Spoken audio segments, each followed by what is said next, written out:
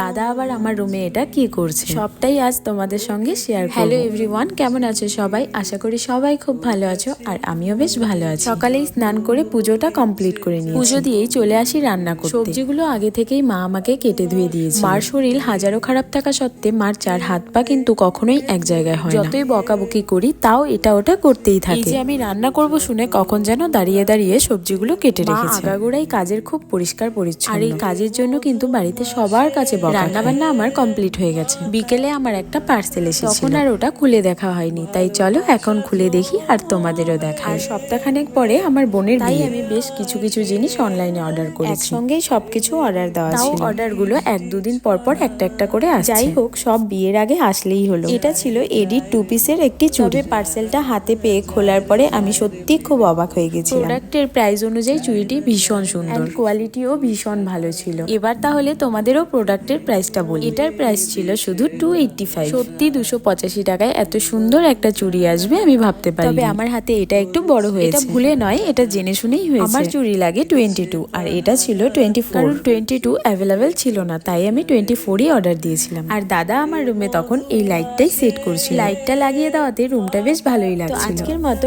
এতটুকুই। ভিডিওটি কেমন লেগেছে অবশ্যই জানিয়ে যেও। দেখা হচ্ছে নেক্সট কোনো সুন্দর একটি মিনি ব্লগে। ততক্ষণের জন্য টাটা বাই।